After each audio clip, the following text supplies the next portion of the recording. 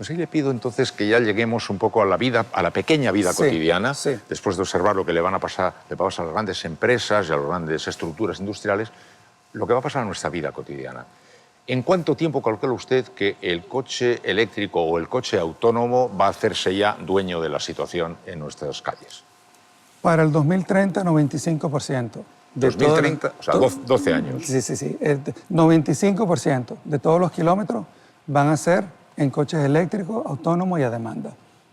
Es como Netflix, ¿verdad? Antes teníamos DVD, teníamos Betamax, lo que sea, y ahora lo vemos a demanda. Ya, usted dice, ¿verdad?, que si compramos un coche que nos cuesta lo que sea, y lo usamos un ratito para ir a trabajar... 4% del tiempo. ¿Y el resto lo dejamos aparcado? Sí. ¿Cuánto es el 4% del tiempo? 4% del tiempo. 96% del tiempo están aparcados. ¿En qué va a pasar según usted?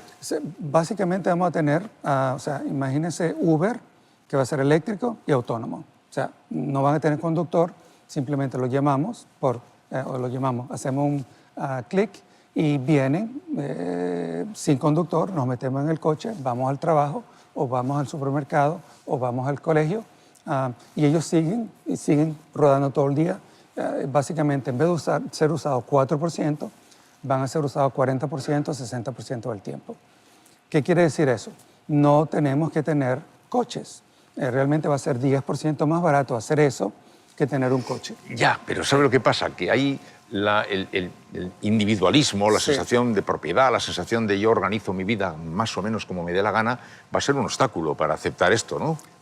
Para unos lo va a ser, pero realmente siempre en la historia del mundo que ha habido una diferencia de 10 veces en el coste de un mismo producto, ha habido una disrupción en toda la historia. O sea, desde el momento en que Gutenberg en 1454 salió con su Biblia impresa en papel, fue 10 veces más barata que el coste de una Biblia manuscrita. 10 veces, exactamente, ¿verdad? Y eso causó cualquier tipo de disrupción en Europa, ¿no? Y todavía lo estamos sintiendo. Pues políticas... O sea, ¿verdad?, cada vez que aparece un producto 10 veces más barato que el equivalente anterior, produce un efecto disruptivo y se carga lo anterior. Exactamente. Y eso siempre ha pasado en la historia, siempre. Vale, por tanto, entonces dejamos ya el coche propiedad y empezamos a usar de otra manera, pero eso cambia el paisaje de nuestro urbano. Totalmente. No, porque hay muchísimo menos circulación, ¿no? Bueno, van a haber 80% menos coches en la calle, 80%, porque realmente no necesitamos estacionamiento,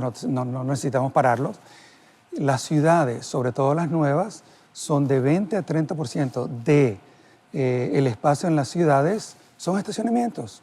O sea, y realmente eso no lo vamos a necesitar. Eso quiere decir que dentro de poco, en las grandes ciudades vamos a tener 30% del espacio que se va a abrir. Y vamos a tener que hacer decisiones como sociedad de qué vamos a hacer con... O sea, vamos a tener que rehacer todas nuestras ciudades por primera vez desde hace 100 años. ¿Qué vamos a hacer? Parques verdes, nuevos negocios, viviendas, 30%. O sea, vamos a tener más tiempo. Mucho más tiempo. O sea, realmente como no vamos a manejar, o sea, simplemente en el momento que nos metamos en el coche, si vamos al trabajo, empezamos a trabajar en ese momento. Eso quiere decir que si antes íbamos a pasar 8 horas en el trabajo, realmente vamos a pasar 1 hora o media hora en el coche y 6 horas en el trabajo, lo que se hace que va a cambiar el concepto de lo que es el trabajo, va a cambiar el concepto de entretenimiento, va a cambiar el concepto de la comida, por ejemplo. ¿En qué sentido? No hay razón, por ejemplo, para ir a un Starbucks a tomar un café o a desayunar antes de ir a manejar. ¿Por qué no hacemos un Starbucks sobre ruedas o un restaurante sobre ruedas que realmente nos paramos y vamos al Starbucks en ruedas y nos lleva? Comemos, tomamos café, etcétera, etcétera, y el transporte va a ser tan barato, 10 veces más barato, que realmente a Starbucks le va a salir más barato tener una especie de van donde lleva 10 personas de mi vecindario a Palo Alto, a Stanford, y le va a costar 40 centavos para llevarme de aquí, son 60 kilómetros. En todo caso, digamos, te dice, sustituimos el coche propiedad personal por el autobús, a fin de cuentas. Pero va a ser autónomo, va a ser autónomo y va a ser eléctrico, etc. Pero realmente vamos a trabajar en el momento en que nos montemos en ese autobús o en ese coche. O el restaurante no va a tener que ser, que va a tener estar en un mismo sitio, va a rodar con nosotros. La clínica va a rodar con nosotros, ¿verdad? Sí. Sí. No, pero digo, yo sigo deduciendo de lo que usted dice. Si nos hemos ahorrado todo ese dinero que antes nos gastamos en comprar el coche, vamos a tener más dinero. Quiero decir, yo voy a tener más dinero si no me compro un coche, no. Indudablemente. Entonces voy a consumir, voy a gastar más. Exactamente. Pero el Estado no va a ingresar el dinero de los impuestos del coche. Ok. Vamos a tener como promedio, la familia que tiene coches hoy va a ahorrar entre 6 y 9 mil dólares al año. O sea que eso es como subirnos el sueldo por 10-15%. O sea que eso va a ir directamente a nuestros bolsillos. Eso quiere decir, o lo ahorramos, o lo invertimos, o lo gastamos. Y el consumo de individuo y familia es 70% del Producto Territorial Bruto. Eso quiere decir que en los Estados Unidos, por ejemplo, es $1 trillón en consumo adicional que va a generar una economía multiplicativa. Quiero decir que el Estado no va a ingresar el dinero que le pagamos por los coches, pero va a ingresar el dinero por el consumo añadido. Añadido a todo. ¿O puede crearse nuevos impuestos, tal vez? Se puede crear. Por ejemplo, en vez de tenerle impuesto a la gasolina, que va a morir, podemos tener impuesto al kilómetro, ¿verdad? Y si tenemos, por ejemplo, un impuesto de 1 centavo por kilómetro o por milla, podemos básicamente recuperar el mismo impuesto que tenemos hoy al petróleo en los Estados Unidos. Profesor, si antes le hablaba yo de las resistencias que cabe esperar de las compañías petrolíferas, eléctricas, gasísticas, etcétera, como consecuencia del viaje que usted nos anuncia, sospecho que también este viaje que nos anuncia va a encontrar grandes resistencias por los fabricantes de automóviles, las grandes compañías, ¿no?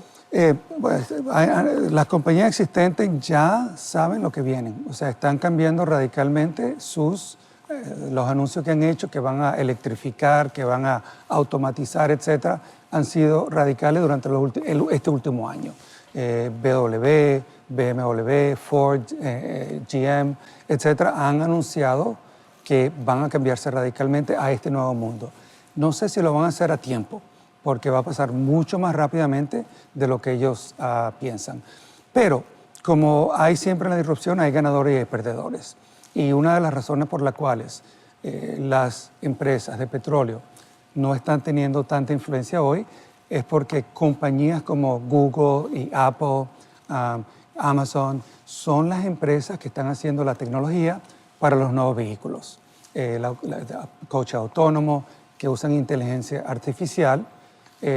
Entonces las compañías petroleras están luchando ahora con Google y con Apple y no solamente con pequeñas empresas, sino con ellos. En su libro usted pone algún ejemplo de quien no vio venir lo que usted anuncia que va a venir a gran velocidad, porque es un aspecto muy clave, porque estos fenómenos usted señala, el mundo viene en cierto sentido considerándolos, pero usted nos anuncia que vienen a gran velocidad. Nos pone el ejemplo de Kodak. Cuando dice que la empresa Kodak, que era un auténtico gigante, en apenas 5 años se fue a pique. Murió. En 5 años. En 5 años. Por no ver venir lo de la nueva digitalización de las cámaras. Es un ejemplo válido, ¿no? Sí, es válido, indudablemente. Y lo interesante de Kodak es que Kodak inventó la tecnología digital, fotográfica digital.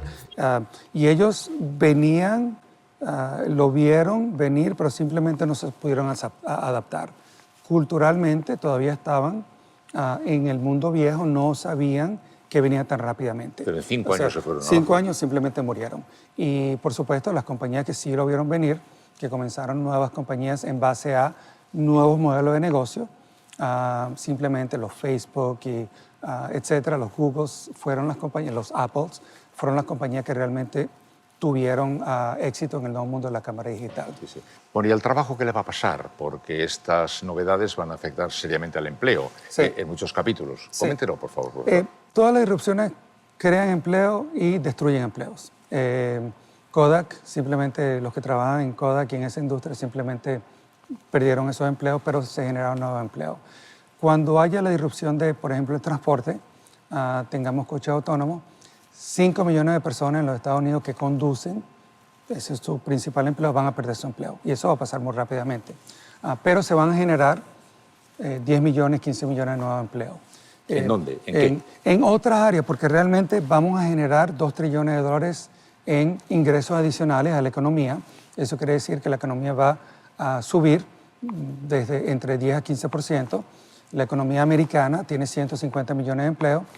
10 a 15% quiere decir que vamos a generar de 15 a 20 millones. No sabemos necesariamente dónde, por 100%. En la energía solar ya sabemos que sí va a seguir subiendo. Y hoy, por ejemplo, los trabajos en la industria solar están creciendo 16 veces más que la economía en general. Por lo tanto, sabemos que ciertos ingenieros, por ejemplo, petroleros, podemos emplearlos en la industria solar. Pero van a haber 5 millones de conductores que simplemente van a perder su empleo. Y también en muy poco tiempo. En muy poco tiempo, va a pasar rápidamente. Entonces, como sociedad, tenemos que tomar la decisión ya de apoyar, de primero entender que eso va a pasar, de ver que eso va a pasar y va a pasar rápidamente, y tener políticas para ayudarlos desde el punto de vista financiero, desde el punto de vista de salud, y también para entrenarlos para la nueva economía. Y eso es muy importante, la educación para que puedan hacer trabajo en la nueva economía. Pero esos trabajos se van a perder muy rápidamente.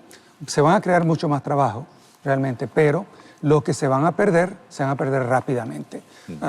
O sea que tenemos que tener ese contrato social para saber que podemos sostener a esta gente, porque si no va a haber un problema político gigante. Está usted diciendo muchas veces, sí, la necesidad de adelantarse a lo que inevitablemente va a pasar. Sí. Pero normalmente a la política no le gusta dar malas noticias, quiero decir, las trata de ocultar, ¿no? Sí.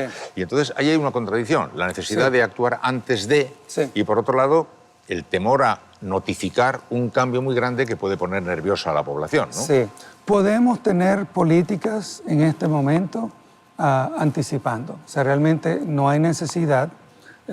El principal rol del gobierno es proteger a la población, no proteger a las industrias. Entonces, si tenemos, no solo para la gente que pierde el empleo en que sea conductor, sino en cualquier empresa, cualquier industria, si tenemos la política social necesaria para ayudarlos financieramente, para reentrenarlos, etc., eso aplica a toda la sociedad, no solamente a ellos. Y eso podemos empezar a hacerlo ahora. No tenemos que empezar. Una vez que comience esa irrupción, simplemente lo afecta. No, sí, a ellos, deberíamos. Pero sí, ¿usted nota que lo estamos haciendo o no? En los Estados Unidos no lo estamos haciendo. En Europa ya socialmente están un poco más avanzados. Realmente ya existe la infraestructura, la red social, la red financiera, como para hacer eso. Nos propone usted que pensemos en la vida en las casas, por ejemplo. Sí. Las casas, con esta nueva mirada que usted propone, de la energía solar imponiéndose de una manera definitiva, cambia por completo. Explícanos cómo. Va a cambiar de mucha manera. Hoy vemos las casas como algo pasivo. O sea, compramos una casa y está ahí, compramos energía, traemos nuestro coche, etc. Va a cambiar totalmente. Vamos a tener energía solar, tanto en las ventanas como en los techos. O sea, que vamos a generar nuestra propia energía. Vamos a tener baterías para almacenarla, para poder vender a nuestros vecinos, por ejemplo, o a la compañía eléctrica, podemos vender el exceso. Perdón. No solamente vamos a abastecernos, sino que vamos a poder almacenar para vender. Indudablemente, es como eBay, ¿verdad? O sea, podemos comprar y podemos vender directamente de persona a persona. No necesitamos un intermediario para poder hacerlo. Y hacemos eso, por ejemplo, con información. O sea, información antes, hace 20, 30 años, toda la información era centralizada. Los periódicos eran centralizados, las editoras eran centralizadas, los leyentes simplemente leíamos y pagábamos dinero. Ahora todo el mundo publica. Ahora cualquier persona puede publicar videos en YouTube, puede publicar un blog, puede publicar en Facebook, etcétera, ¿no? O sea que todo el mundo publica hoy, no necesitamos permiso de los poderes centrales. Lo mismo va a suceder en el mundo de la energía. Podemos, básicamente, quien sea que quiera generar su propia energía, la va a generar y se la puede vender a quien sea que le ofrezca un buen dinero, como en eBay. Se lo puede vender al Estado también. También se lo puede vender al Estado si el Estado... A la ciudad, si quiere, a la comunidad. A la ciudad, al vecino, a la otra persona, virtualmente lo puede vender a otra persona en otra ciudad también, etcétera. Podemos, por ejemplo, comprarle por marcas. De repente la electricidad, y ya eso está pasando en Nueva Zelanda, hay marcas para electricidad, y en este momento es como una locura, no, pero hay marcas para agua. Si hay marcas para agua, y agua es agua, realmente, ¿por qué no para electricidad?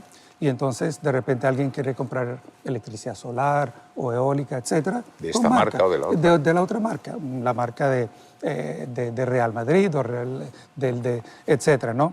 Y eso va a pasar dentro de poco, dentro de, básicamente, el momento, el punto donde va a cambiar el mundo, básicamente en el 2020 al 2021, donde ha estado duplicando cada 2 años simplemente la adopción de toda la tecnología en el mundo, en la historia, han sido como una S, ¿verdad? La gente lo ve linealmente, pero realmente es como una S. Ese momento, ese punto va a llegar en el 2020-2021. Esta impresión porque es que estamos en el 2017, 2018. 18 prácticamente. Es decir, no, en el 18 ya, Sí. de manera que dentro de 2 años, lo que usted nos dice, Sí, va a ocurrir sí, esto. va a ocurrir esto y va a subir exponencialmente.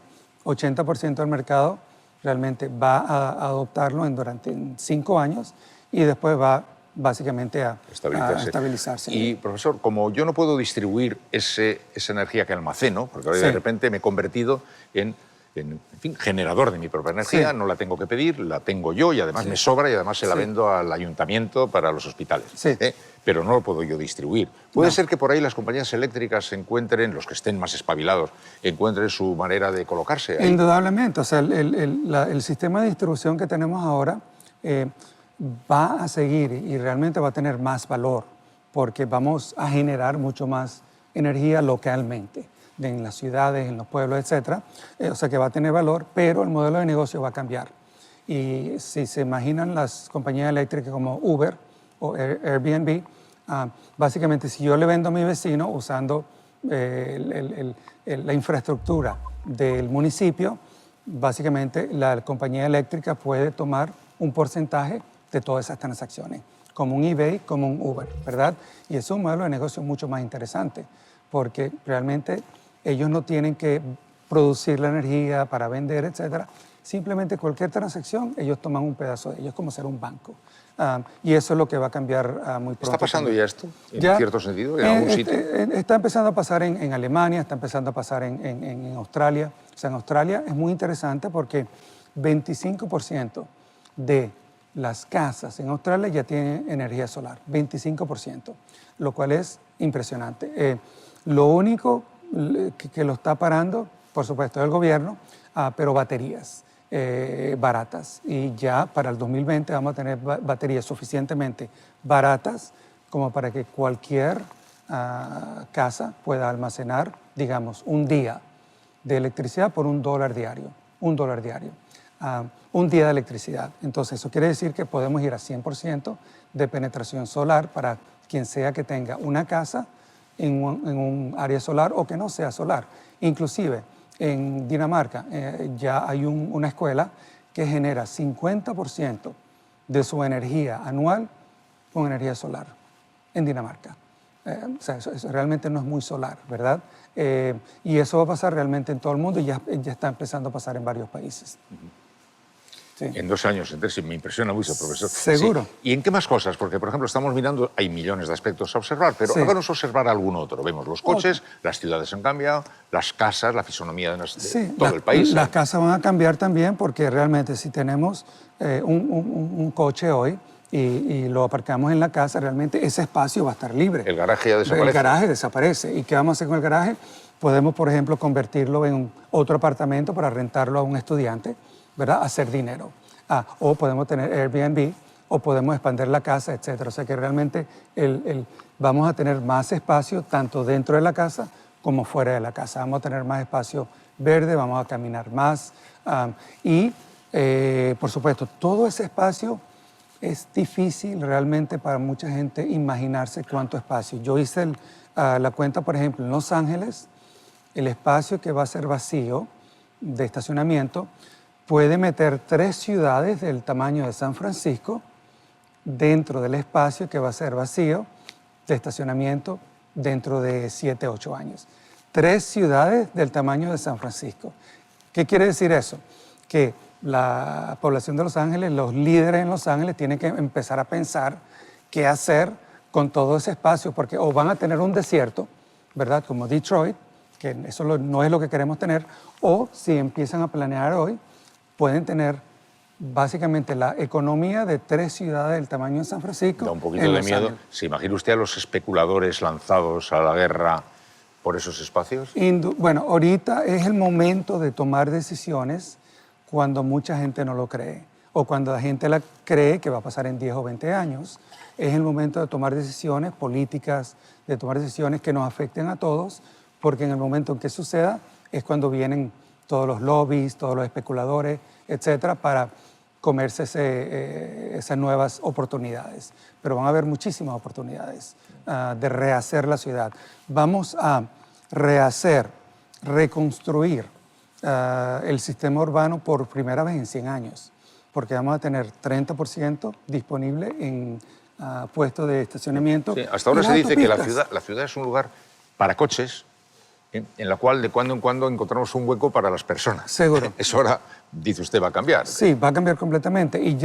Y sabemos por investigaciones que las ciudades que tienen más éxito económicamente son las ciudades donde podemos caminar. O sea, hay muchas investigaciones que han probado eso.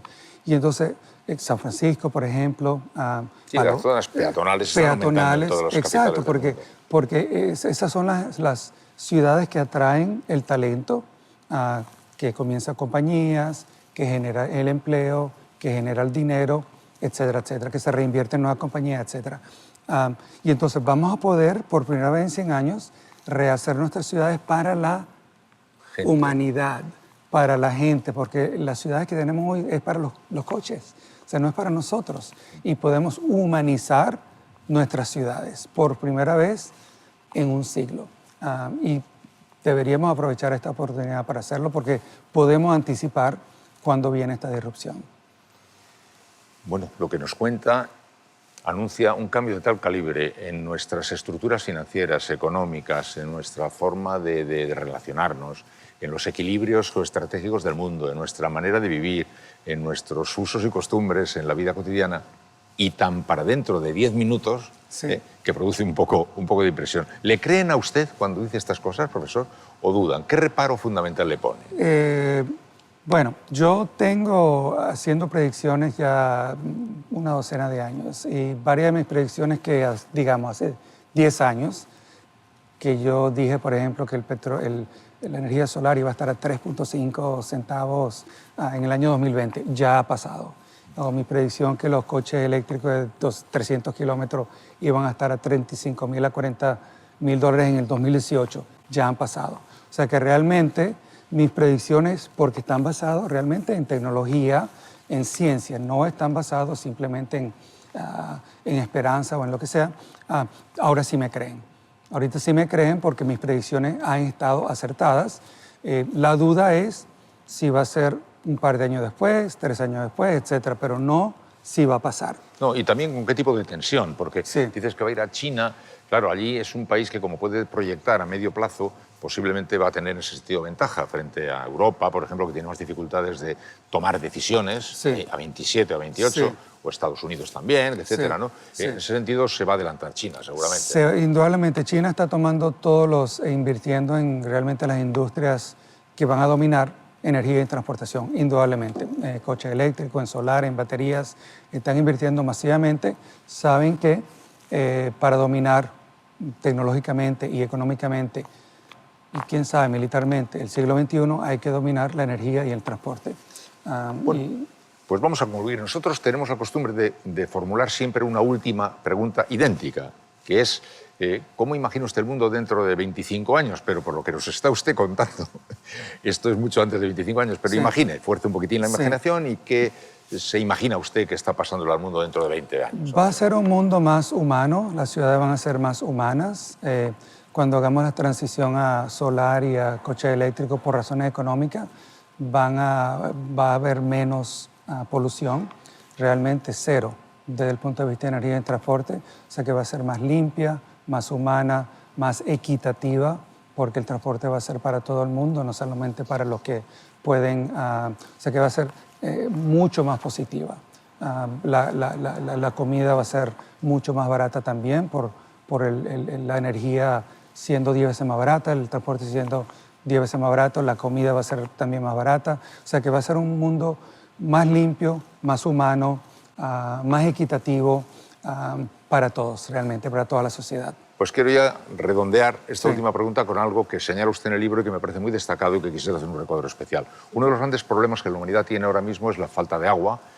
La falta de agua que se va manifestando de una forma muy grande en muchos países y, paradójicamente, usted nos señala que es la energía solar la que puede, resulta, subvenir a este problema actuando sobre las aguas del mar, por ejemplo, y haciendo potable el agua del mar, ¿no? Indudablemente. O sea, dos cosas van a pasar. Uno es que la energía usa 20% del agua, realmente se la quita, nos la quita, ¿verdad?, la energía. Eso se va a acabar porque la energía solar no necesita agua. O sea que vamos a tener 20% más disponible. Y para desalinar el agua, el costo principal es la energía.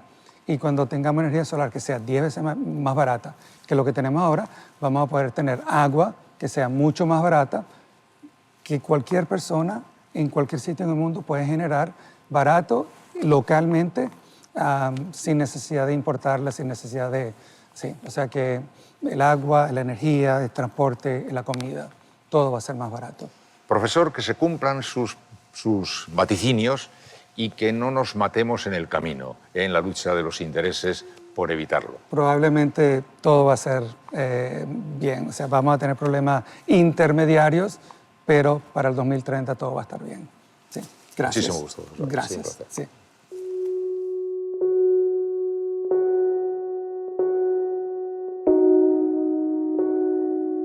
Toda sociedad depende de la energía y el transporte.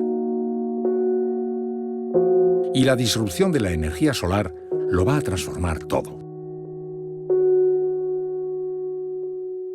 Decimos disrupción, no una suave evolución progresiva.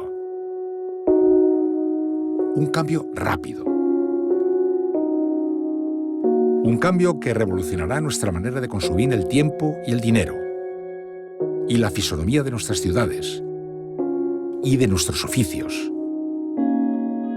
Nos autoabasteceremos de energía, e incluso haremos dinero con ella. Estamos al borde de una de las mayores transformaciones de nuestro siglo.